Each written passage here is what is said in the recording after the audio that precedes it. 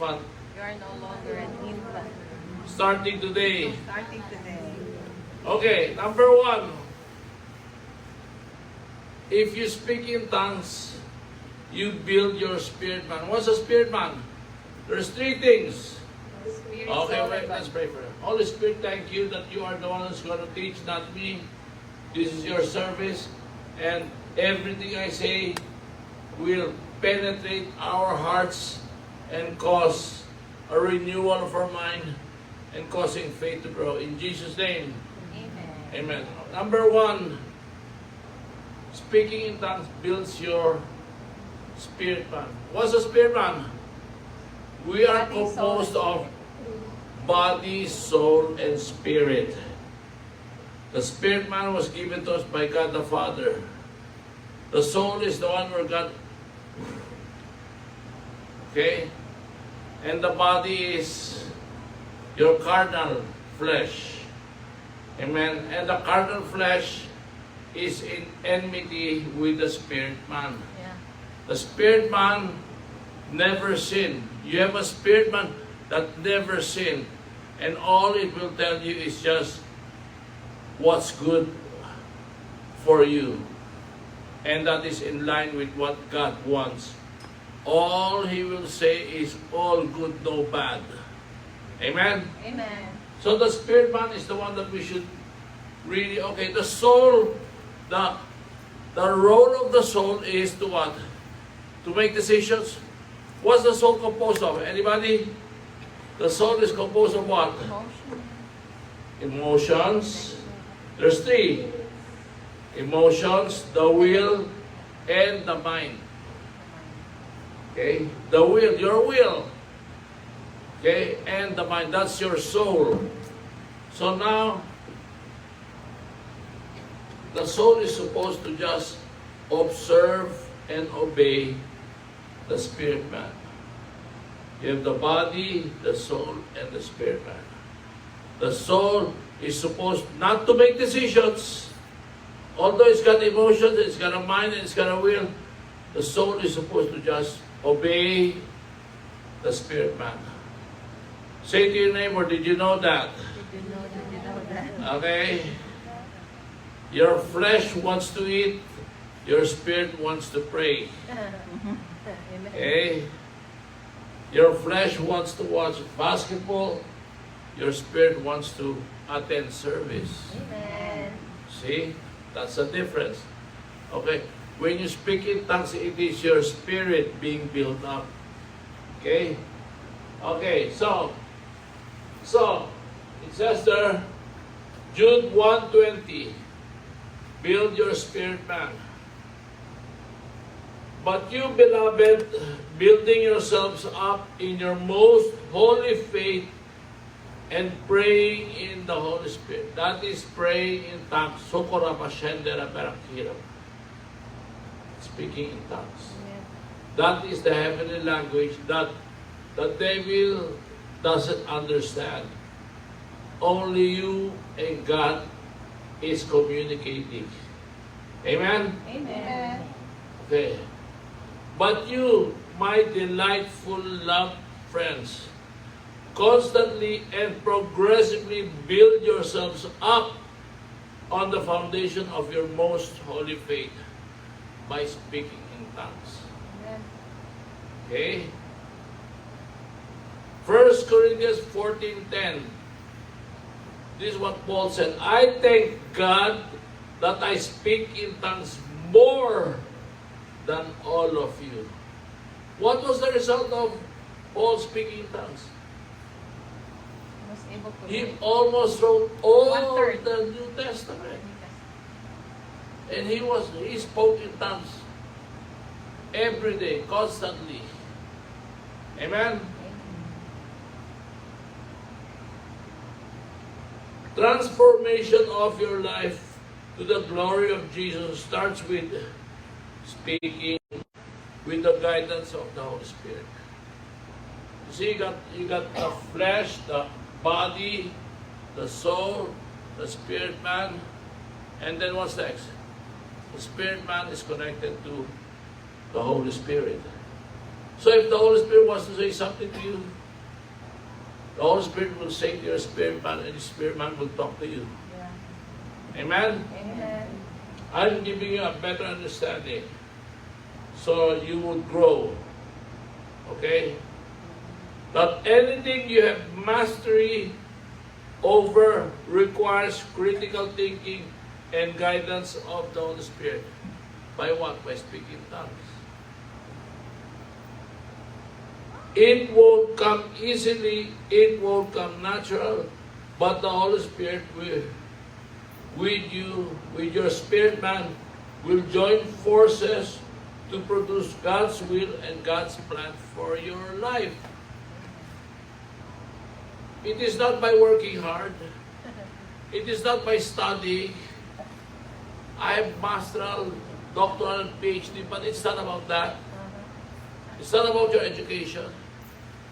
It's about your divine connection to God. And your divine connection to God will grow and you will become more mature as you speak in tongues. That is very important. Amen? Amen. Okay, it says here,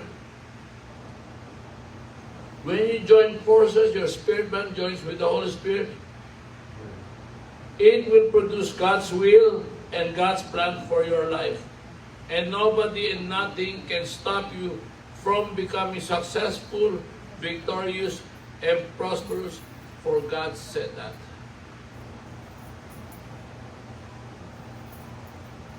The three perfections in speaking in tongues. There are three perfections. Perfect prayer. When you speak in tongues, you are praying perfect. There is no mistake. Okay? Because it is the Holy Spirit guiding you what to pray for. Even though you do not understand. It is you, speaking in tongues is you talking to God. And the devil cannot understand that. Amen. Perfect prayer. When you speak in tongues, you are praying for the perfect will. Amen. Perfect prayer, perfect will, and the perfect thanksgiving. You cannot just say, thank you, limited. But when you speak in tongues, perfect thanksgiving. Number 2. So number 1 is build your spirit man. Oh, very good. Who said that? Oh, very good. Number 2, so you build your spirit man. Who doesn't want to build a spirit man? Okay. When your spirit man is weak, that is the time you sin, you make mistake, and you bite in to the temptation and the offers of the devil. But when you're speaking in tongues, no, Amen. no. You can easily say no. Say to your neighbor, did you know that? Did you know that? Okay, now you know. I know. Okay, so number 1. Number 2, making your life journey. When you speak in tongues, you are making a path, creating a path for you. As you speak. If you're not speaking in tongues, wait, where should I go? Should I go here? Should I go here? You become like people who go to Las Vegas. You don't know if you're going to win or not. And always you lose. Correct. Amen? Amen. So, marking your life journey. Genesis 12:1 says, Now the Lord had said unto Abram, Get thee out of thy country, and from thy kindred, and from thy father's house, unto a land that I will show you. When you speak in tongues, God will say, My son, this is the path. Anybody here knows the path? Your path. When you speak in tongues, God will, my son, this is the path. But if you don't speak in tongues, Do I take this? Do I take this or this? You don't know.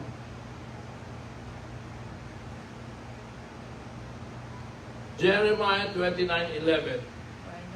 Here's what Yahweh says to you. I know all about the marvelous destiny I have in store for you. Say to your neighbor, this is for you. This is for you. A future planned out in detail. My intentions is not to harm you. This is what God is saying to you. He said, I know all about the marvelous destiny I have in store for you. Now, how will you know that? When you speak in tongues. When you go to the three S. Anybody knows the three S? Seek ye first face and speaking in tongues.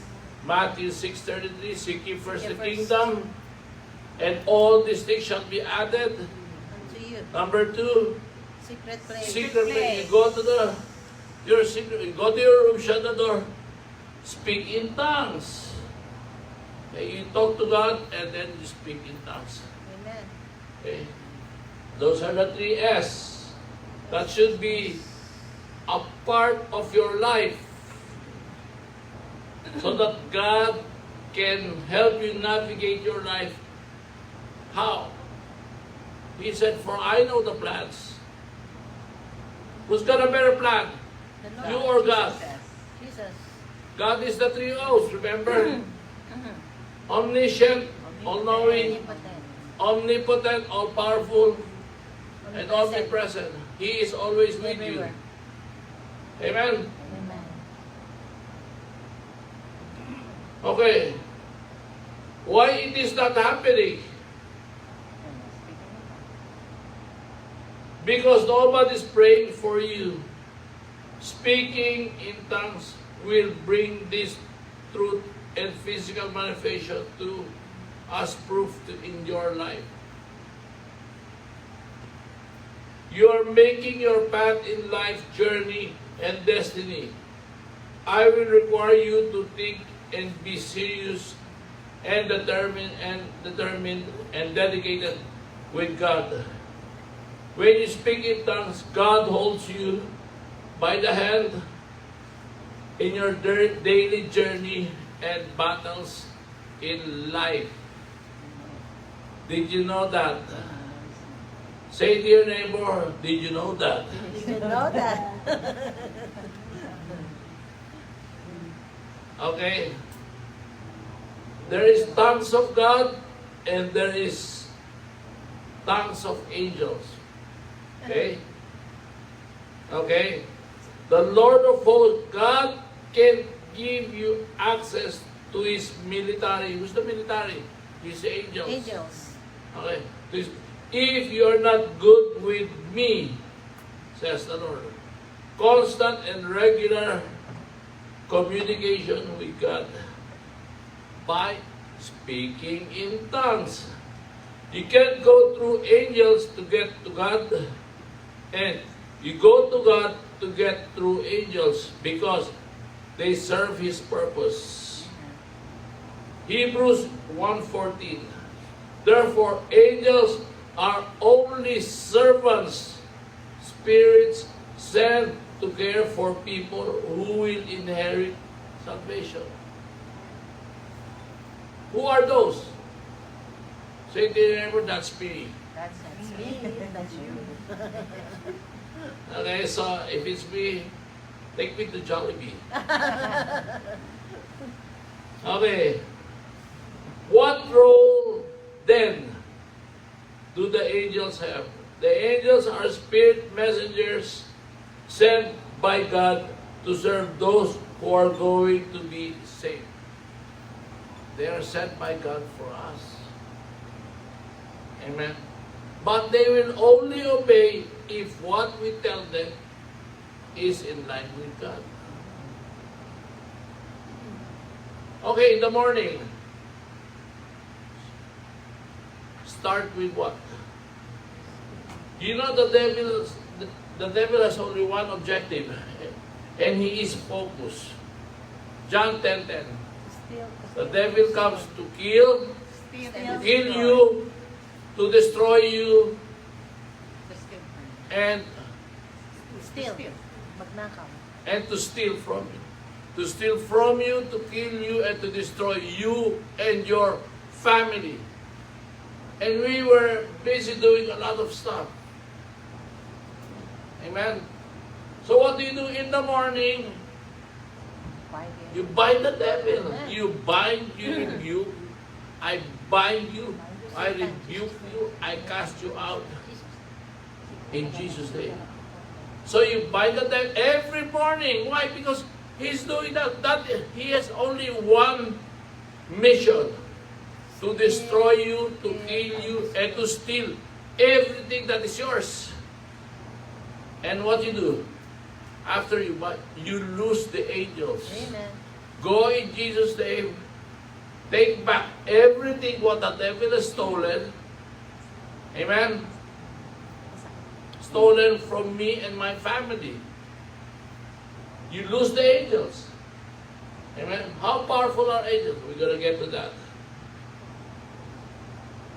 2 Kings 9:35. This is how powerful an angel is. And we have access to it. That night, the angel of the Lord went out to the Assyrian camp and killed how many? 185,000 Assyrian soldiers. When the surviving Assyrians woke up the next morning, they found corpses everywhere. One angel killed 185,000 soldiers. And that angel is at your disposal. I lose the angels. Go in Jesus' name. Do you do that? Amen. My people perish because of... Lack of knowledge. I am giving you that now. Amen. It's like there's a dog. You just allow the dog to walk in, pee here, poop there. You do nothing. You bind, you rebuke, you cast out the devil. What are the 5 signs of the believer? Anybody? Mark 16, 17, 18. Cast out devil, speaking new tongues. Cast out devil, speak in new tongues. Okay? Lay hands on the sick. Who will lay hands on the sick? We, us. Say to your neighbor, that's you. That's you. 3. What's the 4 and 5? Signs of a believer. If you drink anything poison, it will not harm you. And if a snake passes by, Lay your hands on the see, you're also in, you have divine protection. Amen. Oh, thank you, thank you. Sorry. Very sorry. Happy Thank birthday. you, thank Happy you. birthday. Thank you. Okay? The 5 signs that you're supposed to, if you don't have these signs, then my question, are you a believer? I am. You're not. Jesus' name. Speak in tongues, lay hands on the sick, Cast out devil. cast out devil, internal and external protection. Thank you, Jesus. Say to your neighbor, did you know that? Did you know that? Now you know. Mark 16, 17, 18. Mark 16. And how many enemies can you kill? 185,000. Amen. See, look at that. Wow. When you speak in tongues, there is the impartation of the Holy Spirit. Amen. It's like this is your spirit man and this is the Holy Holy Spirit. Spirit. You Join connect. force. Amen. Amen. Because the Holy Spirit only talks to your spirit man. It doesn't talk to the flesh. It doesn't talk to your soul. Amen. Amen. Acts 19:6. Then when Paul laid his hands on them, the Holy Spirit came on them. And they spoke in other tongues and prophesied. So Paul just laid hands on them and they spoke in tongues. Who wants to speak in tongues? Raise your hand. Amen. Who wants? Both hands. Okay, so if you want, I will lay hands later. Amen. Okay? For $20. May bayad. No, just kidding. Okay? Okay. Okay. And when Paul laid his hands on each of the 12, the Holy Spirit manifested, and they immediately spoke in tongues and prophesied. Acts 19:6. 1 Corinthians 14:1. Pursue love and earnestly desire the spiritual gifts, especially that you may prophesy. Amen? Amen. Okay. Proverbs 23:7. As a man thinks in his heart, so is he. Thinks in his heart, so is he. So it is not important what you say. It is what is in your heart. Amen. Okay?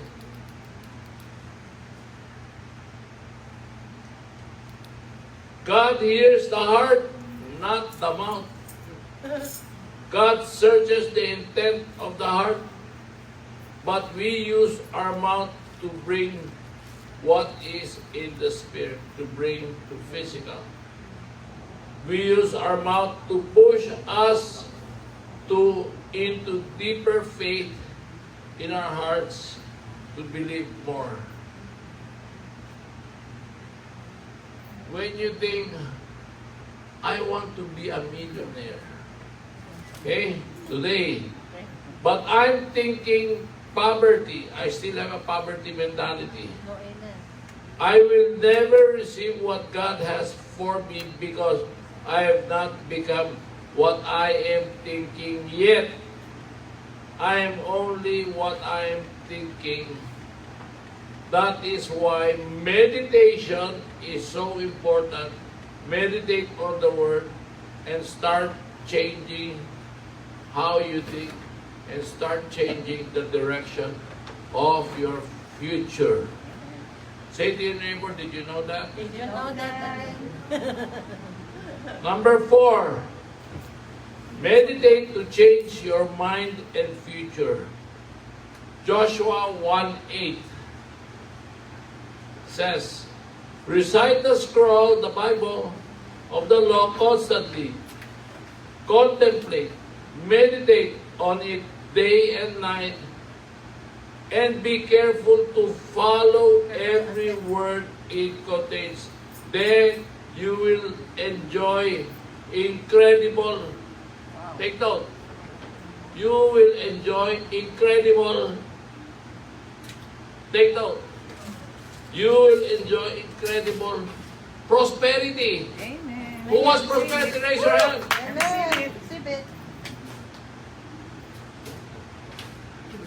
You will enjoy incredible prosperity and success if you meditate on the Word day and night. God wants you to have gifts, desire the Holy Spirit, treasure, and honor. You have it. It's already inside of you. You simply meditate and cultivate it by spending more time with God. What's that? The secret way. Go to your room, shut the door, and be with God. And what you do in secret, God will bless you. Openly.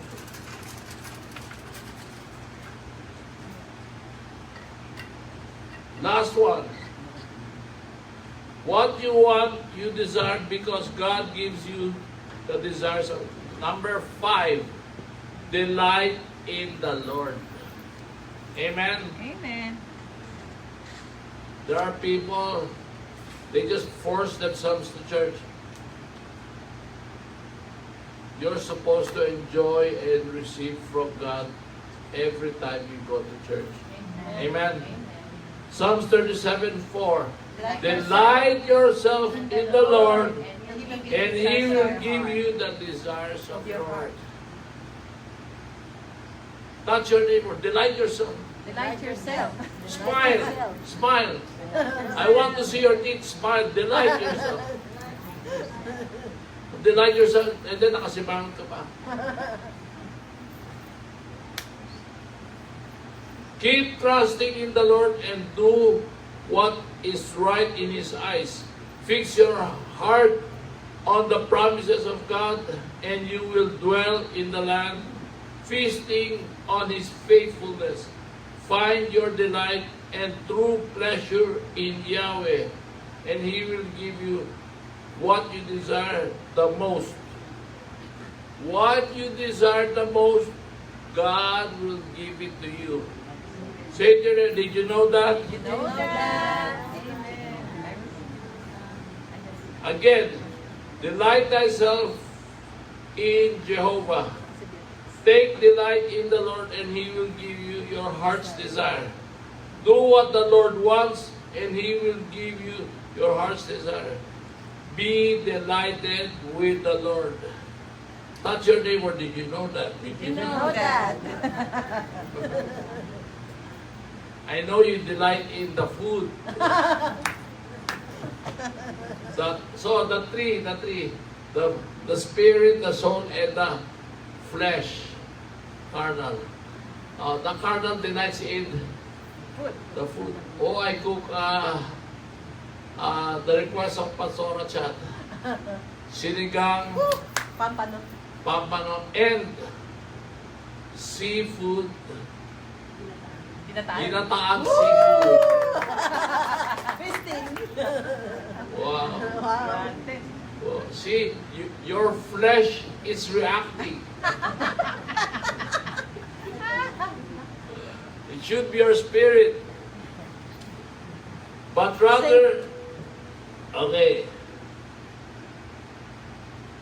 1 Corinthians 14:14.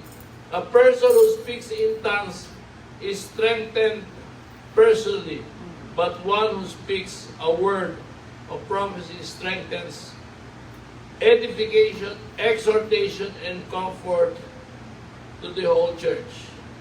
You build yourself up, your soul, your spirit man, to work together, to work better with your spirit self, is in the soul, not in the spirit. Tongues, utter mysteries, edify you, give you boldness.